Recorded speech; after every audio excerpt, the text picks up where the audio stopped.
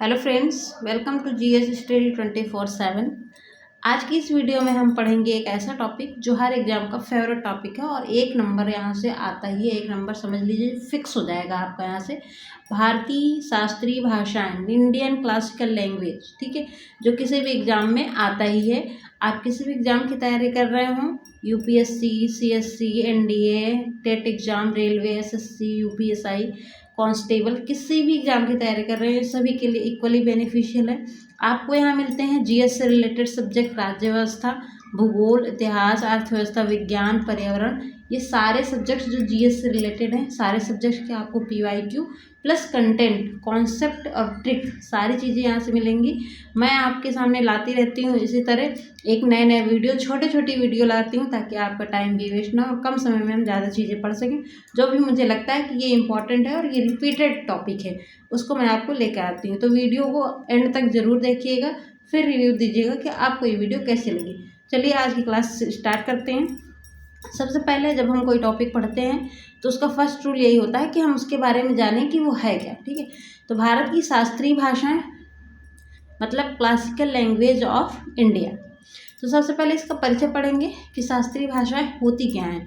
भारत सरकार द्वारा कुछ भाषाओं को उनकी प्राचीनता, समृद्ध साहित्य और ऐतिहासिक महत्व के आधार पर क्लासिकल लैंग्वेज, शास्त्रीय भाषा का दर्जा दिया जाता है। मतलब कह रहे हैं ऐसी भाषाएं तो बहुत सारी हैं भारत में, क्योंकि भारत एक विविधताओं का देश है। तो यहाँ पे अन्य अन्य लोग के अन्य धर्म के लोगों रहते हैं और अन्य अन्य भाषाएं बोली जाती हैं। तो यहाँ पे जो ऐसी भाषाएं हैं जिनमें प्राचीनता हो, बहुत पुरानी हो, समृद्ध साहित्य हो, मतलब साहित्य में उनका समृद्धता हो, साहित्यिक लेखन हो उसका, ठीक है, और ऐतिहासिक महत्व हो, उनको क्लासिकल लैंग्वेज का दर्जा दिया जाता है।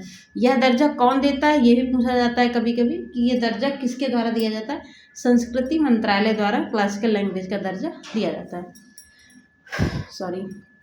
फिर दूसरा है हमारा क्लासिकल लैंग्वेज बनने के मापदंड। मतलब अगर कोई लैंग्वेज क्लासिकल लैंग्वेज का दर्जा प्राप्त हो रहा है उसे, तो उसकी क्या क्या क्राइटेरिया हैं, क्या क्या मापदंड, उसके अंदर क्या क्या क्वालिटी होनी चाहिए जिसके लिए वो क्लासिकल लैंग्वेज का दर्जा प्राप्त कर सकती है। पहला है कि भाषा का इतिहास कम से कम 1500 से 2000 वर्ष पूर्व होना चाहिए।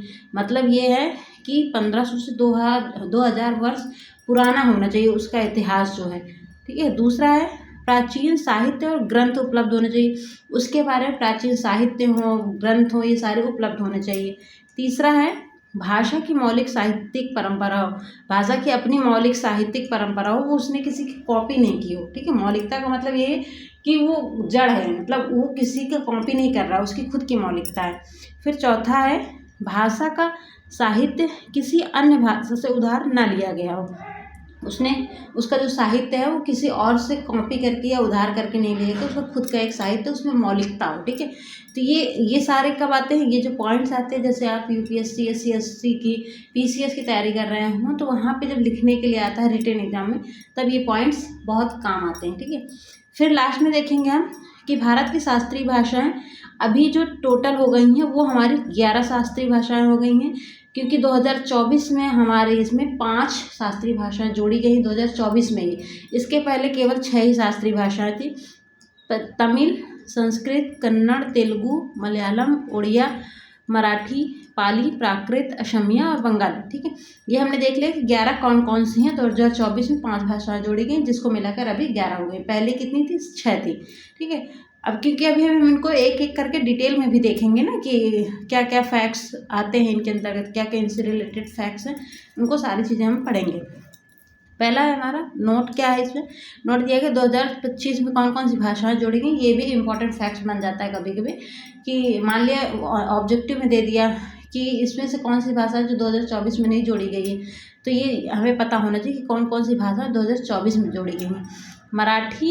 मराठी, पाली, प्राकृत, असमिया, बंगाली, ठीक है। 5 भाषाएं जो जिन्हें 2024 में शास्त्रीय भाषा का दर्जा दिया गया है। फिर मापदंड एक नज़र में वही मापदंड जो 4 उधर दिए थे, यही फ्लो चार्ट में भी दिया गया है। फिर इंपॉर्टेंट फैक्ट्स वन लाइनर इससे क्या बनते हैं कि भारत की पहली क्लासिकल लैंग्वेज कौन थी, तमिल थी। संस्कृत को क्या कहा जाता है, देववाड़ी कहा जाता है, क्योंकि संस्कृत भी एक क्लासिकल लैंग्वेज है। मतलब इनसे जो इम्पोर्टेंट रिलेटेड फैक्ट्स है वो हम देख रहे हैं। फिर इटालियन ऑफ द ईस्ट किसे कहा जाता है? तेलुगु कहा जाता है। पूछा जा सकता है कौन सी क्लासिकल लैंग्वेज है जिसे इटालियन ऑफ द ईस्ट कहा जाता है? तो तेलुगु है। पाली भाषा किस धर्म से संबंधित है? बौद्ध धर्म से। प्राकृत भाषा किस धर्म से संबंधित है? जैन धर्म से। क्लासिकल लैंग्वेज का दर्जा देने वाला मंत्रालय कौन सा है? संस्कृति मंत्रालय, जैसे कि अभी हम लोग देख चुके हैं। अब हम चलते हैं नेक्स्ट पेज पे, जिस पे हम पढ़ेंगे इनसे रिलेटेड फैक्ट्स, मतलब एक एक करके देखेंगे कौन सी लैंग्वेज किस क्रम में आई है और इससे रिलेटेड क्या क्या फैक्ट्स हैं, ठीक है, जो एग्जाम में पॉसिबल है बनने के लिए। पहला है हमारा, सॉरी मेरी सांस भराई। पहला है हमारा तमिल लैंग्वेज जो है सबसे पहली क्लासिकल लैंग्वेज है, तमिल है। ये तमिल लैंग्वेज में भी लिखा गया, मुझे तमिल आती नहीं, जिसको आती होगी वो समझ जाएगा। भारत की पहली क्लासिकल लैंग्वेज तमिल है। दर्जा कब मिला इसे? 2004 में मिला। ये जरूर दोनों याद रखिए क्योंकि सन पूछ सकता है, ठीक है। प्रमुख ग्रंथ क्या है जो तमिल द्वारा लिखा गया? संगम साहित्य है। और क्षेत्र क्या है जहाँ पे तमिल भाषा का ज़्यादा लैंग्वेज को यूज किया जाता है? वह है तमिलनाडु, ठीक है। इंपॉर्टेंट फैक्ट्स क्या है? दुनिया की सबसे प्राचीन जीवित भाषाओं में से एक है, बिल्कुल। संगम साहित्य बहुत प्रसिद्ध तमिल ग्रंथ है, ठीक है। दूसरा है हमारा संस्कृत है। पहले 2004 में तमिल आई, फिर 2005 में संस्कृत को दर्जा मिला, ठीक है। संस्कृत को कब मिला दर्जा? 2005 में। इसमें क्या क्या है? वेद, उपनिषद, रामायण, महाभारत, ये सारे संस्कृत में लिखे गए। प्राचीन जितने भी ग्रंथ हैं हिंदू के, रामायण वायण, ये सारे क्या हैं? संस्कृत भाषा में ही लिखे गए हैं। इसे भारतीय संस्कृति की मूल भाषा माना जाता है, बिल्कुल। इंपॉर्टेंट फैक्ट्स क्या है? पाणिनि संस्कृत व्याकरण के महान विद्वान हैं, बिल्कुल। और ये क्या है? संस्कृत को देववाणी कहा जाता है। देववाणी किसको कहा जाता है? संस्कृत को कहा जाता है। फिर तीसरे नंबर पे आती है हमारी कन्नड़, जिसको क्लासिकल लैंग्वेज का दर्जा मिला था। ये मिला था 2008 में। फिर क्षेत्र क्या है हमारा? कर्नाटक है। सबसे ज़्यादा कन्नड़ कहाँ बोली जाती है? कर्नाटक में बोली जाती है। फिर प्रमुख साहित्य इसके द्वारा कौन सा है? कविराज मार्ग, जो कन्नड़ भाषा की प्रमुख साहित्य है। फिर इंपॉर्टेंट फैक्ट्स क्या है? कन्नड़ साहित्य बहुत समृद्ध माना जाता है, बिल्कुल। कन्नड़ साहित्य जो है वो बहुत समृद्ध माना जाता है, ये इसका इंपॉर्टेंट फैक्ट्स है। फिर चौथा है हमारा तेलुगु कब मिला था इसको? 2008 में इसको दर्जा मिला। क्षेत्र कौन कौन से हैं? आंध्र प्रदेश और तेलंगाना में तेलुगु ज़्यादा यूज होती है। इटालियन ऑफ द ईस्ट किसे कहा जाता है? तेलुगु कहा जाता है। इंपॉर्टेंट फैक्ट्स क्या है? तेलुगु भाषा को इटालियन ऑफ द ईस्ट कहा जाता है क्योंकि इसकी लय और मधुरता इटालियन भाषा जैसी है, मतलब इटालियन भाषा से मिलती जुलती, इसलिए इसको इटालियन ऑफ द ईस्ट कहा जाता है तेलुगु लैंग्वेज को, ठीक है। फिर आती है मलयालम, जिसको 2013 में दर्जा मिलता है। क्षेत्र कौन से? केरल में ज़्यादा यूज होती है। संस्कृत और तमिल से प्रभावित है। फिर इंपॉर्टेंट फैक्ट्स क्या है? मलयालम भाषा संस्कृत और तमिल से प्रभावित है, बिल्कुल। ये क्वेश्चन भी बन जाता है कि मलयालम भाषा किस लैंग्वेज से प्रभावित है? तो संस्कृत और तमिल से प्रभावित है। फिर इसका साहित्य बहुत समृद्ध और प्राचीन है, बिल्कुल। फिर नेक्स्ट हम चलते हैं छठे नंबर पे। 5 हमने पढ़ लिया, 11 है हमारी, तो 6 बची हैं। छठे नंबर पे क्या है? उड़िया को दर्जा मिलता है 2014 में। ये क्षेत्र की भाषा है। उड़ीसा में ज़्यादा उड़िया बोली जाती है, तो उड़ीसा की हो गई। भारत की छठी क्लासिकल लैंग्वेज है, बिल्कुल। 7वीं कौन सी है हमारी? मराठी है, जिसको 2024 में मिलता, क्योंकि पहले 6 ही थी, 2024 में 5 और जोड़ी गई, जिससे अभी क्या है टोटल 11 हो गई। तो 7वीं क्या है? 2024 में जोड़ी गई। ये कौन से राज्य में, कौन से स्टेट में, कौन से क्षेत्र में बोली जाती है? मराठी, जो महाराष्ट्र की प्रमुख भाषा है। संत साहित्य प्रमुख साहित्य, प्रबुद्ध मतलब बहुत प्रसिद्ध साहित्य, मतलब ये कह सकते हैं मराठी में लिखी गई साहित्य कौन से? संत साहित्य। ये क्वेश्चन बन सकता है कि मराठी क्लासिकल लैंग्वेज से रिलेटेड कौन सी साहित्य है? तो कौन सा? संत साहित्य। फिर 8वां है हमारा पाली लैंग्वेज, जिसको भी 2024 में ही दर्जा मिला है। बौद्ध धर्म से के ग्रंथ पाली भाषा में लिखे, बिल्कुल। बौद्ध धर्म जो पाली भाषा पर ही डिपेंडेंट है, मतलब मेनली वही है, ठीक है। फिर त्रिपिटक पाली भाषा में लिखी गई, बिल्कुल, जो बौद्ध धर्म से रिलेटेड है। फिर 9वां है हमारा प्राकृत भाषा को कब दर्जा मिला? 2024 में। ये जैन साहित्य में प्रमुख उपयोग है, ठीक है, मतलब जैन साहित्य में इसका उपयोग किया गया है। फिर 10वां है हमारा असमिया को कब मिला था? 2024 में। क्षेत्र कौन सा है हमारा? असम है। असम में ही असमिया सबसे ज़्यादा बोली जाती है। फिर समृद्ध साहित्यिक परंपरा, ठीक है। 11वीं हमारी और लास्ट कौन सी हमारी? बंगाली है, जिसको 2024 में क्लासिकल लैंग्वेज का दर्जा मिला है। और ये पश्चिम बंगाल की प्रमुख भाषा है। और इसमें इम्पॉर्टेंट फैक्ट्स क्या है, रविन्द्रनाथ टैगोर बंगाली साहित्य के महान कवि थे। बिल्कुल, रविन्द्रनाथ टैगोर ने ही तो वो जो बांग्ला भाषा में लिखा था अमार सुनार, जो बांग्लादेश का राष्ट्रगान है, ठीक है। तो ये बंगाली भाषा के, बंगाली साहित्य के क्या थे, महान कवि थे रविन्द्रनाथ टैगोर। ये इंपॉर्टेंट फैक्ट है। अब हम चलते हैं, हमारे टोटल हो गए 11।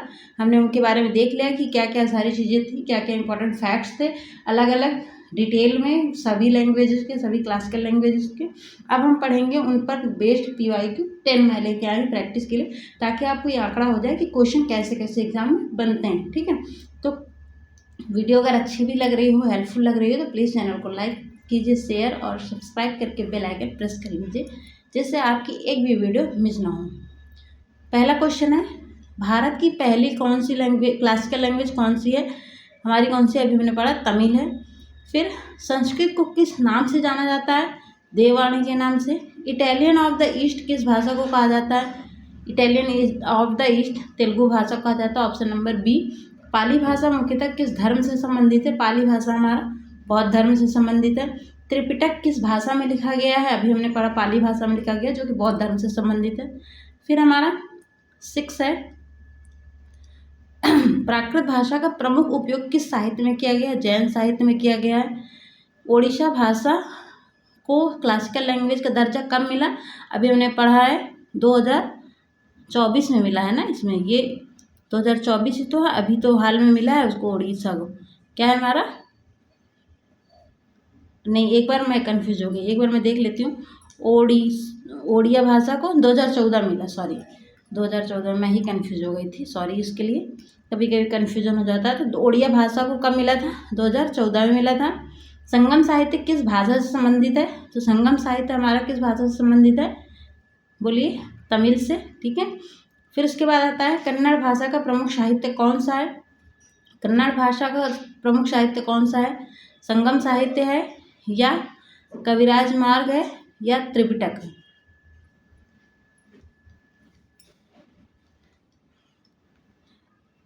देख लेते हैं हम कौन सा है कन्नड़ भाषा का प्राकृत कविराज मार्ग। कन्नड़ भाषा से संबंधित हमारा जो साहित्य वो है कविराज मार्ग। हमें भी कन्फ्यूजन हो जाता है, आपको गलत नहीं पढ़ा सकती ना, अगर गलत पढ़ाऊंगी तो दिक्कत हो जाएगी, इसलिए एक बार रीचेक करना ज़रूरी है। तो संगम साहित्य जो है हमने बता दिया था तमिल से है, और जो कन्नड़ भाषा का प्रमुख साहित्य क्या था? कविराज मार्ग है। और लास्ट हमारा रविन्द्रनाथ टैगोर किस भाषा के महान कवि थे? तो रविन्द्रनाथ टैगोर जो हमारे बंगाली भाषा के थे, जिन्होंने अमार सुनार भी लिखा था, बांग्लादेश का राष्ट्रगान, ठीक है। तो ये इंपॉर्टेंट क्वेश्चन थे PYQ बेस्ड, ऐसे क्वेश्चन एग्जाम में बनते हैं। फिर मिलते हैं नेक्स्ट टॉपिक में। अगर आपका कोई टॉपिक पढ़ना है तो आप कमेंट कर सकते हैं, और कमेंट करके ज़रूर बताइए कि आपको ये वीडियो कैसे लगती है। तब तक के लिए बाय बाय और धन्यवाद।